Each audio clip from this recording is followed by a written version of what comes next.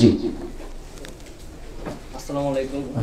আমার একটা প্রশ্ন, যে ফরজ সালাত শেষে আমাদের প্রচলিত মসজিদে অনেকেরই দেখা যায় যে ইমাম সাহেব সহ মুসল্লি সহ দেখা যায় তারা এই ফরজ সালাত শেষ করে এক হাতে হাতের মানে মাথায় রেখে আর এক হাতে তসবিহ গুনে। তো কি তসবিহ গুনে সেটা আমি জানি না, তো এটা কোনো দলিল আদি সহকারে সহি শুদ্ধভাবে প্রমাণ আছে কিনা, আর বা হাত দিয়ে যে তসবিহ গুনে এটার কোনো মানে সিস্টেম আছে কিনা? জি, এটা আমরা পড়তাম, আগে আমরাও পড়তাম, ইয়াকাবিউ পড়তাম, ওরা কি পড়ে আমি জানি না, আমরা পড়তাম ইয়াকাবিউ ইয়াকাবিউ ইয়াকাবিউ আর কি, যেটা একটা জাল হাদিস থেকে প্রমাণিত আর কি, যে যাতে করে কিয়ামতের দিন ওই মাথাটাকে আল্লাহর আরশের নিচে ছায়া পাওয়া যাবে। অবশ্য ভালো উদ্দেশ্যেই পড়ে, খারাপ তাদের বলা যাবে না, কারণ আমিও যখন পড়তাম শয়তানি করার জন্য পড়তাম না, আসলে উদ্দেশ্য ভালো ছিল, কিন্তু এলিম ভালো ছিল না। এলিম ভালো না থাকার কারণে জাল হাদিসের উপর আমল করা হতো। তো এটা ভুল, এটা এই হাদিসটা ঠিক নেই, এই মাথায় হাত দেওয়া। আর তাসবিহ তেলাওয়াত করতে বলা হয়েছে ডান হাতে, বাম হাতে নয়। আমার নবী সাল্লাল্লাহু আলাইহি ওয়াসাল্লাম যত কাজ করেছেন দুনিয়ার জীবনে সব ডান দিক থেকে করেছেন, বাম দিক থেকে কোনো কাজ তিনি করেছেন। খালি একটা ঘটনা শুনেন আপনাকে বলি, আবু হুরায়রার দুঃখের কথা। বেচারা ভদ্রলোক ওই আমার নবী সাল্লাল্লাহু আলাইহি ওয়াসাল্লামের কথা যাতে মানে মিচিং না হয়ে যায়, মসজিদে নববীতে বেচারা উপর হয়ে পড়ে থাকতো। ক্ষুধার যন্ত্রণা, এমনি অভাবে মানুষ ছিল, খাওয়া হতো না, যা চুপচাপ সারাদিন মসজিদে বসে থাকতো। আল্লাহ নবী সাল্লাল্লাহু আলাইহি ওয়াসাল্লাম কথা বলতেন, শুনতো, মুখস্থ করতো, এই ছিল লোকটার কাজ। তা বলছে একদিন বাড়িও খাওয়ার নাই, অভাবী মানুষ, ক্ষুধার্ত, আল্লাহ নবী সাল্লাল্লাহু আলাইহি ওয়াসাল্লামের পিছনে সালাত আদায় করলাম। সালাতের পর আমি সবাইকে সালাম দিচ্ছিলাম, যাতে করে আমার দিকে মানুষ একটু তাকায়, আমার হালত বোঝে যে আমি বেচারা ক্ষুধার্ত, বাসার দিকে একটু খাওয়ায়, এই উদ্দেশ্যে সালাম দিচ্ছি। তো বলে সালাম দিয়ে উত্তর নিয়ে সব চলে যায়। সর্বশেষ বের হচ্ছেন মুহাম্মদ সাল্লাল্লাহু আলাইহি ওয়াসাল্লাম। তো বললো মুহাম্মদ সাল্লাল্লাহু আলাইহি ওয়াসাল্লাম, উনি আমার সালামের ভাষা বুঝলেন, যে আবু হুরায়রাকে বললেন, আবু হির তুমি কেন সালাম দিচ্ছ আমি বুঝতে পারছি, তুমি আমার সাথে এসো। এখন উনি নিজেও ক্ষুধার্ত, আবু হুরায়রা বেচারা ক্ষুধার্ত। বুখারীতে এর রাওয়ায়াত এসেছে, বড় একটা ঘটনা। তো আল্লাহর নবীর সাথে আবু হুরায়রা বেচারা গিয়েছে বাসায়। এখন বাড়িতে গিয়ে আল্লাহর নবী জিজ্ঞাসা করছেন খাবারের কি আছে, তো যে খাবারের তো কিছু নেই, আপনার জন্য একটা হাদিয়াল দিয়েছে, এক বাটি দুধ দিয়েছে কলব গোত্রের লোকেরা। তো ঠিক আছে দাও। তো দাও বলে আবু হুরায়রাকে বলে, আচ্ছা আবু হুরায়রা তুমি এক কাজ করো, আসহাবে সুফফার লোকেরা আছে মসজিদে নববীতে, ওদের ডাক দাও। এর তো লোকের মাথা নষ্ট, বলে চিন্তা করো, এক বাটি দুধ, এরপরে নিজের পরিবার খাবে, আমি আছি, আবার আসহাবে সুফফা মানে 200-250 লোক ডাকতে বলে। আচ্ছা ঠিক আছে, আমার মনে হলো যে ডেকে নিয়ে ডাকতে বলেছে, ডাকি। এখন ডেকেছে, ডাকার পরে আবু হুরায়রা রাদিয়াল্লাহু আনহু ওনারা সবাই চলে এসেছে, সব বসে গেছে। আবু হুরায়রা ভুল করে ওই আল্লাহ রাসূল সাল্লাল্লাহু আলাইহি ওয়াসাল্লামের বাম ধারে বসে গেছে। এখন বেচারা বসার পরে মনে পড়ছে যে সর্বনাশ করছে, ক্ষুধা যা লাগছে ওই পাশে বসলেই, কারণ উনি জীবনে কোনোদিন দেখা যায়নি যে উনি বাম দিক দিয়ে শুরু করছে, যা করছে সব ডান। এখন স্বভাবজাত চরিত্র, দুধ পেয়ালা নিয়ে ডান পাশে দিছে যে খাও। এখন খাচ্ছে, আবু হুরায়রা চেয়ে আছে, আমি আছি চেয়ে, যে আমার কাছে আর ফিরবে এটা। তো পরে উনি ওই শেষ পর্যন্ত দেখে যা দুধের পেয়ালা ওনার কাছে আসছে, দুধও আছে, বলে আমি ভয়ে ভয়ে এক চুমুক দিলাম আর কি, দিয়ে আল্লাহ রাসূলের হাতে দিলাম যে আপনি খান এবার। তা আল্লাহ রাসূল বলেন, আবু হির তুমি আরেকটু খাও। তখন আবু হুরায়রা রাদিয়াল্লাহু আনহু বলছেন, আমি আরেকটু খেলাম, এবার আল্লাহ রাসূলের হাতে দিলাম, আল্লাহ রাসূল এবার আপনি খান।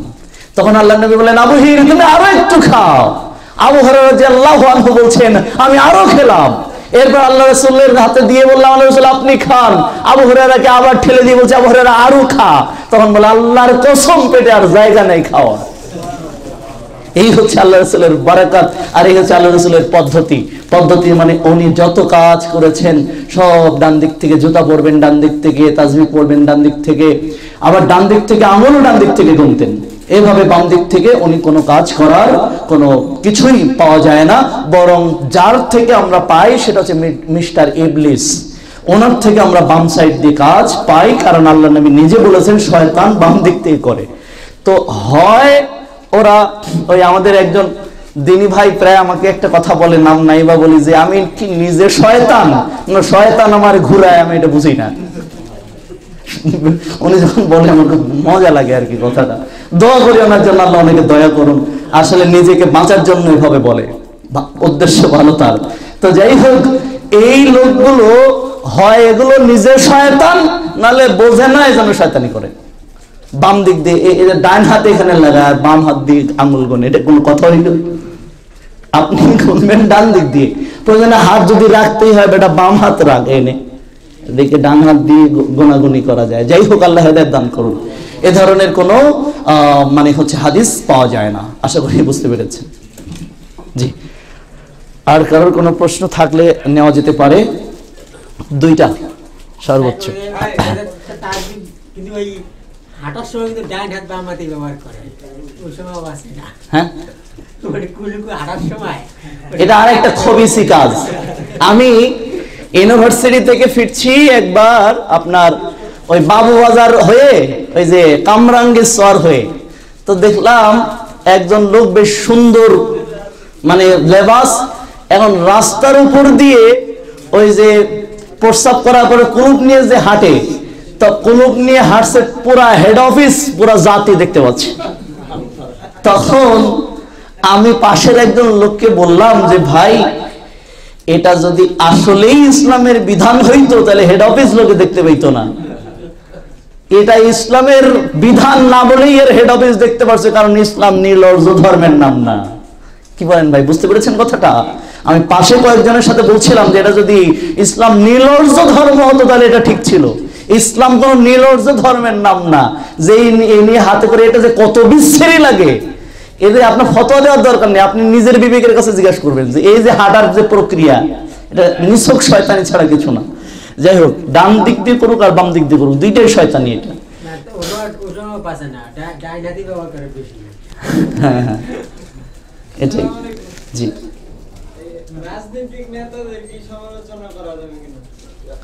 প্রথম কথা হচ্ছে আপনি নিজের সমালোচনা নিজে করবেন আগে, কারণ এর তো পুরাটাই নষ্ট।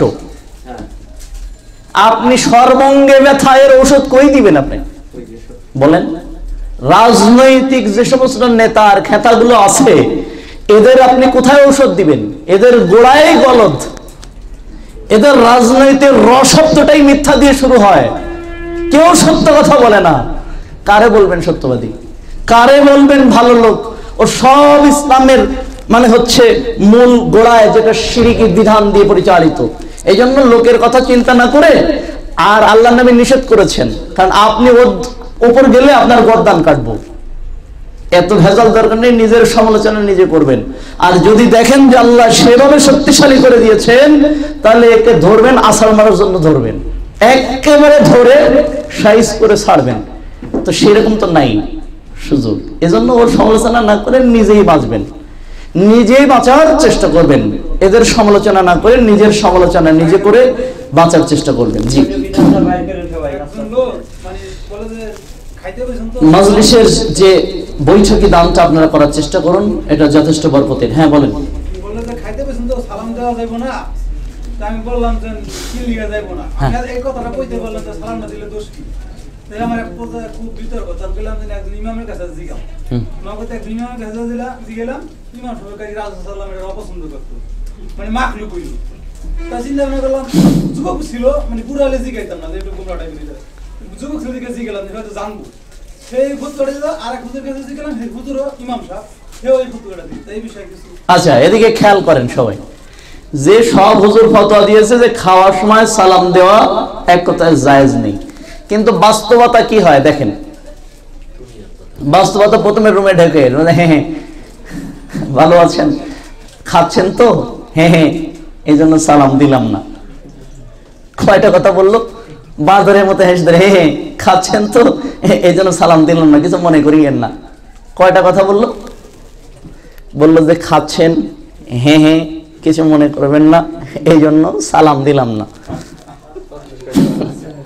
যদিও আসসালামু আলাইকুম বলে দিত তাহলে কয়টা, একটা সেন্টেন্স লাগতো, আর এখানে সে 5টা ব্যবহার করলো। এবার যে এতে থাকে সে বলে না না না সমস্যা নেই, ঠিক আছে। তো দেখেন, খাওয়ার সময়টা হচ্ছে মানুষ অনেক সময় গলায় ভাত আটকে মারাও গেছে, এমন তথ্য আমাদের কাছে আছে। তো খাওয়ার সময় কি শান্তি তো দরকার, তা সালাম দেওয়া মানে তো আল্লাহ শান্তি আপনার উপর বর্ষিত হোক। তো খাওয়ার সময় আপনার দোয়া করছে, তো ভালো কাজ করছে, তো আপনার এখানে সমস্যা কোথায়? এটা হচ্ছে প্রথম কথা। দ্বিতীয় কথা হচ্ছে ইসলামের নিষিদ্ধ বা সিদ্ধ এ ব্যাপারে মূলনীতি হলো যে হাদিস দিয়েই সিদ্ধ করতে হবে অথবা কোরআন আয়াত দিয়ে, হাদিস দিয়ে নিষিদ্ধ করতে হবে অথবা কোরআন আয়াত দিয়ে। ব্যক্তির মস্তিষ্ক প্রসূত কোনো চেতনা দিয়ে নিষিদ্ধ করার কোনো সুযোগ নাই। যেহেতু খাওয়ার সময় সালাম দেওয়া যাবে না এ মর্মে কোনো হাদিস গ্রন্থগুলোর যত হাদিস গ্রন্থ পৃথিবীতে আছে তার মধ্যে নাই, কোরআনের মধ্যে তো নাই। বরং রাসূল সাল্লাল্লাহু আলাইহি সাল্লাম সর্ব অবস্থায় সব জায়গায় সালাম দেওয়ার সুযোগ দিয়েছেন। তবে এতটুকু যে একজন বাথরুমে যাচ্ছে, টয়লেটে আপনি যাওয়ার সময় আপনার মতো সালাম দিয়ে চলে যাবেন। সাহাবাগণ আল্লাহ রাসূলকে সালাম দিয়ে চলে গেছে, উনি টয়লেট থেকে বের হয়েছেন, ওযু করেছেন, এরপরে ওয়ালাইকুম আসসালাম বলেছেন। তার মানে আপনি টয়লেটে থাকা অবস্থায় উত্তরটা দিবেন না, কিন্তু টয়লেটে একটা লোক আছে, আপনি সালাম দিয়ে বেরিয়ে চলে যান, ওর সুযোগ মতো উত্তর দিবে। সালাম এত গুরুত্বপূর্ণ ইবাদত, সালাম দিতেই হবে। সালাম মানে মহব্বত তৈরি হবে সালাম দিয়েই মুমিনরা। আর শয়তানরা সালামগুলোকে গোসলের সময় সালাম দেওয়া যাবে না, খাওয়ার সময় দেওয়া যাবে না, কত রকম সিস্টেম বানিয়ে ফেলেছে। এগুলো নিছক শয়তানি। সালাম সর্ব অবস্থায় দেওয়া চলবে, কোনো অসুবিধা নেই। এমনকি তবে আপনি টয়লেটে থাকা অবস্থায় সালাম দিবেন না নিজে, কিন্তু আরেকজন আছে তাকে সালাম দেওয়া যাবে, সে টয়লেট থেকে বের হবে, সুযোগ মতো সালামের উত্তর দিয়ে দিবে। খাওয়ার সময় সালাম দেওয়া যাবে, অবশ্যই যাবে, সর্ব অবস্থাতে সালাম দেওয়া যাবে এবং আপনারা দিবেন সালাম। এ হলো মূল কথা। জি জি, অমুসলিমদেরকে সালাম দেওয়া নিষিদ্ধ।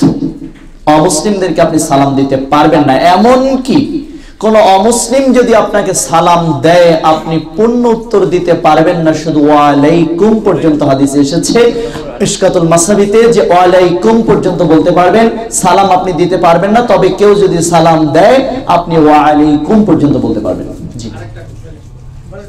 আমরা যেহেতু বাংলা ভাষাভাষী মানুষ, তো এই কারণে হাদিসে বা কোরআনের মাধ্যমে যে দোয়াগুলো আছে ওগুলো যদি আমরা অনেক সময় বলি, দেখা যাচ্ছে মন থেকে আসছে না দোয়াগুলো, তো সেই ক্ষেত্রে যদি আমরা অর্থটা বলি তাহলে কি একই সওয়াবটা পাবো?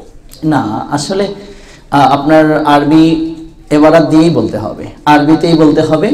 অর্থ অনুবাদ করে পড়লে সওয়াবটা হবে না, যেহেতু হাদিস এবং কোরআনের ভাষাগুলো আরবিতে। এই জন্য আপনারা কষ্ট করে আরবিতে মুখস্থ করবেন।